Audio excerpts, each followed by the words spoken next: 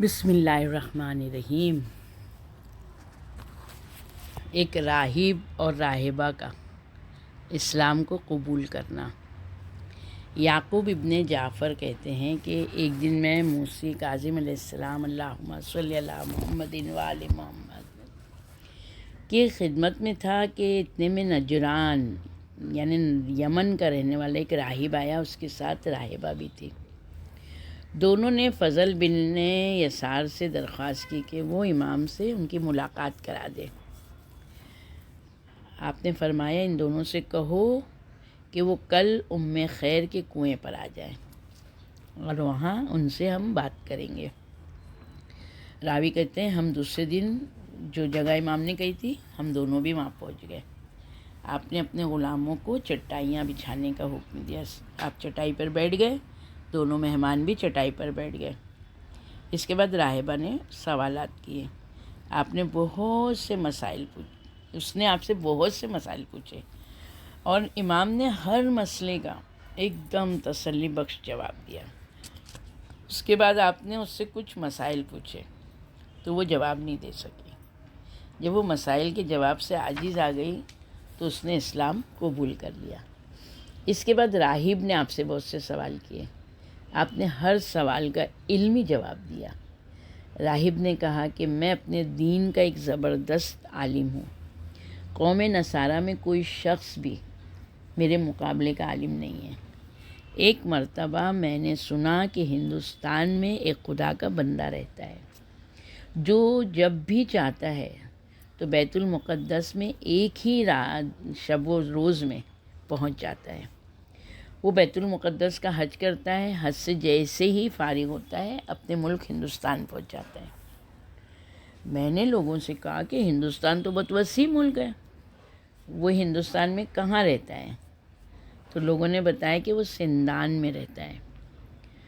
تو میں نے لوگوں سے پوچھا کہ اس کے پاس ایسی کوئی سی چیز ہے، کون سی ایسی چیز ہے کہ جس کی وجہ سے اسے قدرت حاصل ہے؟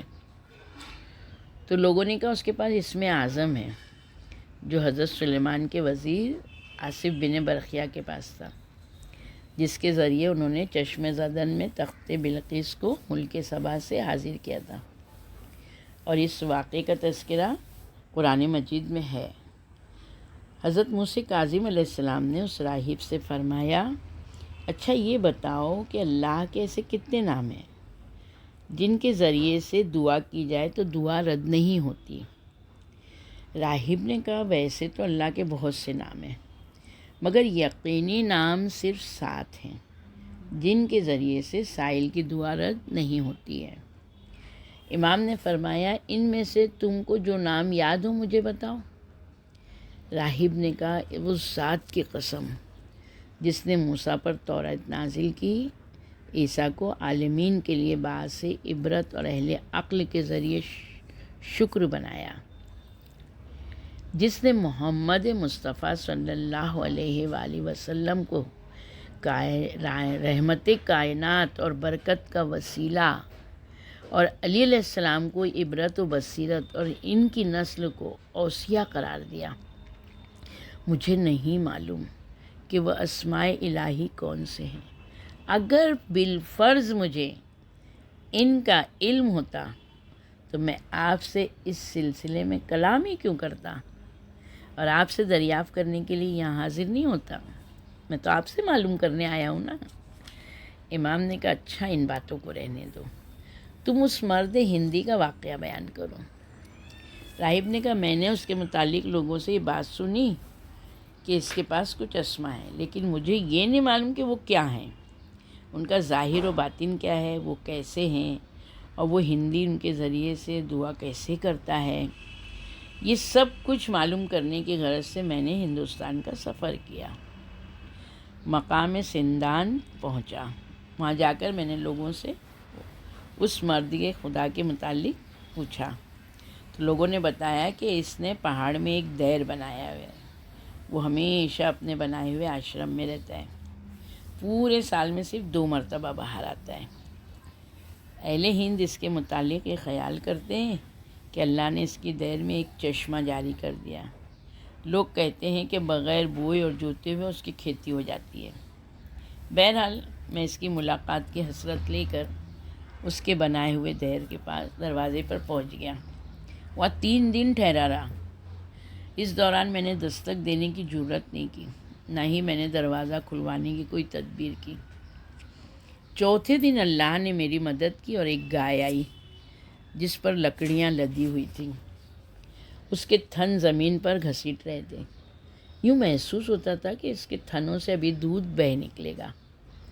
گائے نے دروازے پہ ٹکر ماری، دروازہ کھل گیا۔ میں اس گائے کے پیچھے اندر داخل ہوا۔ جب میں اندر داخل ہوا تو میں نے اس مرد خدا کو دیکھا تو کبھی وہ آسمان کی طرف نظر اٹھاتا تھا اور روتا تھا، کبھی زمین کو دیکھ کر روتا تھا، کبھی پہاڑوں کو دیکھ کر روتا تھا۔ میں آگے بڑھا۔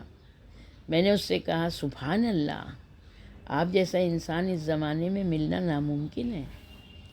اس بندے خدا نے کہا، میں تو کچھ بھی نہیں، میں اس عظیم انسان کی کرامات میں سے ایک ہلکی سی کرامت ہوں جسے تم پیچھے چھوڑ آئے ہو۔ میں نے کہا، مجھے معلوم ہے آپ کے پاس اسماء الہی میں سے اسم اعظم ہے جس کے ذریعے سے آپ بیت المقدس جاتے ہیں، پھر اپنے گھر واپس آ جاتے ہیں۔ اس نے کہا، جانتے ہو بیت المقدس کیا ہے، کہاں ہے؟ میں نے کہا، ہاں، یہ بھی کوئی پوچھنے کی بات ہے، سیدھی سی بات ہے۔ بیت المقدس ایک مقدس مذہبی شہر ہے جو ملک شام میں ہے، اس کے علاوہ تو کوئی اور بیت المقدس نہیں ہے۔ اس نے کہا، تمہیں غلط فہمی ہوئی ہے، وہ شہر یروشلم بیت المقدس نہیں ہے، بیت المقدس تو آل محمد کا گھر ہے، بیت المقدس تو آل محمد صلی اللہ علیہ وآلہ وسلم کا گھر ہے۔ میں نے کہا، آپ ہی کیا کہتے ہیں؟ ساری دنیا تو کہتی ہے کہ یروشلم ہی بیت المقدس ہے۔ اس نے کہا، لوگوں کو غلط فہمی ہوئی ہے، جس بیت المقدس کی آپ بات کرتے ہیں وہاں تو انبیاء کے محراب عبادت ہیں۔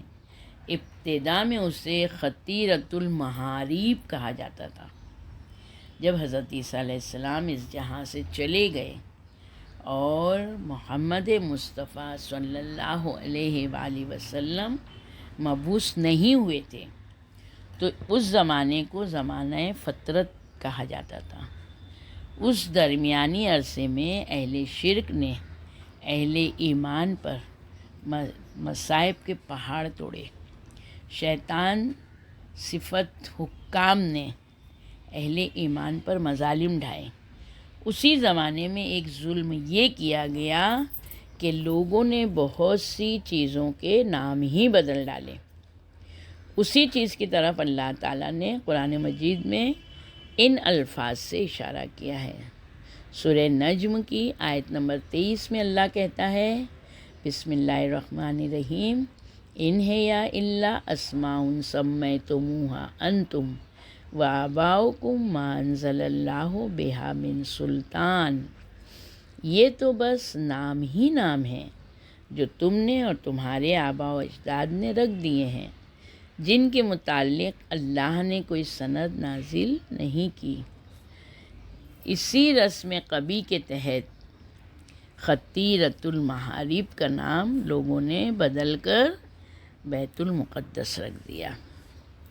راہب نے کہا، حضور، میں بہت دور دراز ملک سے آپ کے پاس آیا ہوں اور آپ کے ملنے کے لیے میں نے سمندروں دریاؤں کو پار کیا، میں نے اس سفر میں سختیاں جھیلیں، مصائب برداشت کیے، تو کیا اتنی مشکلات کے بعد بھی میں محروم رہوں؟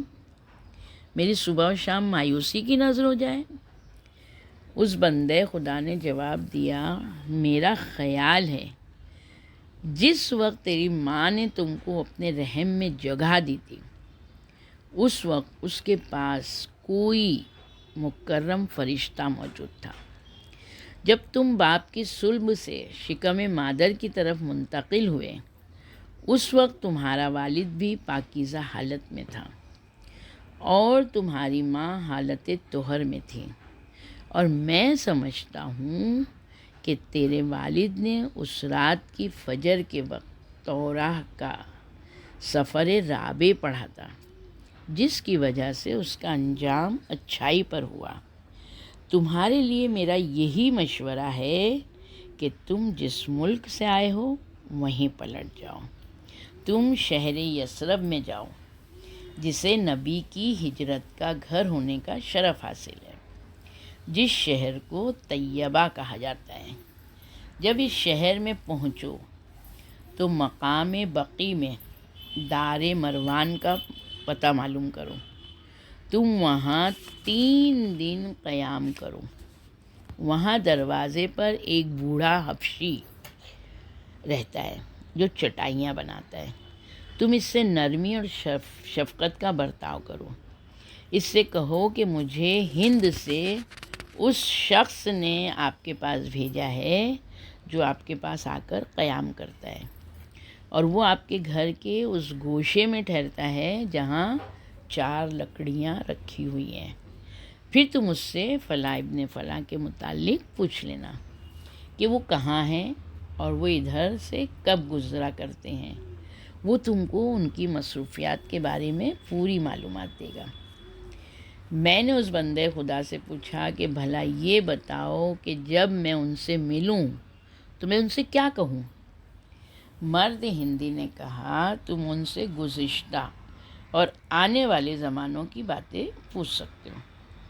یہ سن کر امام موسی کاظم علیہ السلام نے فرمایا، اللہم صلی علی محمد وآلہ۔ جس سے تم مل کر آئے ہو اس نے تو تمہیں تمام باتیں بتا دی تھیں، اس نے کیا بچایا تھا؟ راہب نے کہا، میں آپ پر قربان، آپ مجھے اس بندے خدا کا نام تو بتائیں۔ امام علیہ السلام نے فرمایا، اس کا نام متمم بن فیروز ہے، وہ فارس کا رہنے والا ہے، وہ خدائے واحد پر ایمان لایا، اس نے یقین و اخلاص کے ساتھ خدا کی عبادت کی، لیکن اس کی قوم نے اس کی مخالفت کی تو وہ وطن سے بھاگ گیا۔ اللہ تعالیٰ نے اسے حکمت عطا کی، اسے صراط مستقیم کی ہدایت دی، اسے بزم متقین کا ایک فرد بنایا، اپنے مخلص بندوں میں اس کا تعارف کرایا۔ وہ ہر سال حج کے لیے مکہ آتا ہے، ہر مہینہ عمرہ کی سعادت حاصل کرتا ہے۔ اللہ تعالیٰ اپنے شکر کرنے والوں کو ایسی ہی جزا عطا فرماتا ہے۔ پھر اس راہب نے آپ سے بہت سے سوال کیے، آپ نے ہر مسئلے کا اس کو تسلی بخش جواب دیا۔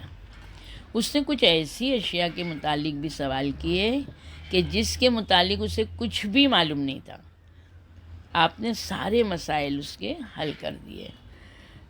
راہب نے کہا، آپ ان 8 حروف کی نشاندہی کریں جن میں سے 4 زمین میں ظاہر ہوئے اور 4 ہوا میں معلق رہ گئے۔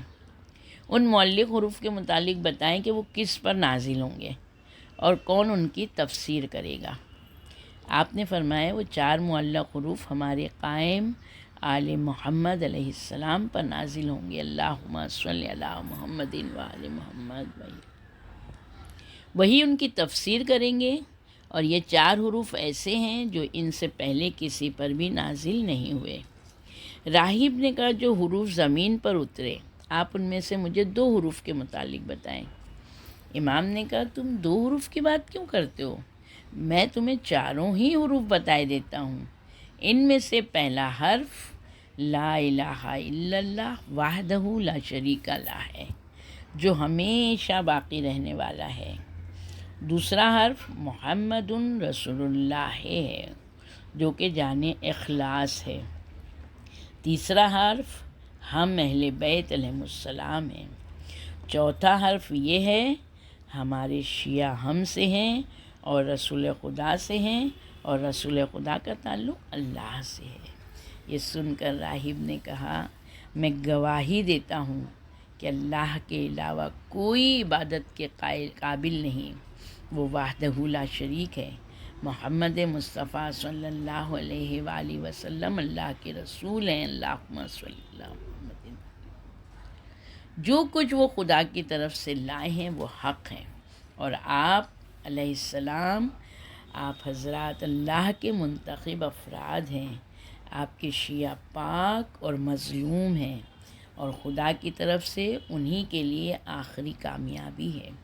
اللہ کی حمد ہے جو تمام عالمین کا رب ہے۔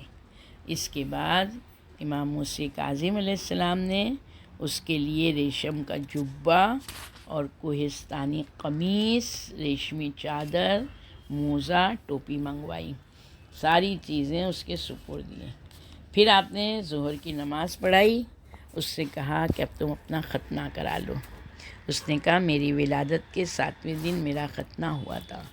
اللہ ہم سب کو بھی اتنی بیداری دے، اتنا جد و جہد کریں، اتنی تلاش کریں اپنے وقت کے امام زمانہ جل اللہ تعالیٰ فرجہ شریف سے ملنے کی، اتنے بے چین رہیں، ایسے کام انجام دیں جس سے امام خود ہم سے آ کے ملاقات کریں۔ پروردگارا یہ سارے جذبات ہم میں پیدا ہوں، ہم میں قوت دے، طاقت دے، ہم بہترین عبادت کریں اور بہترین اطاعت کریں اپنے امام وقت کی۔ وآخر الدعوانا ان الحمد للہ رب العالمین برحمتک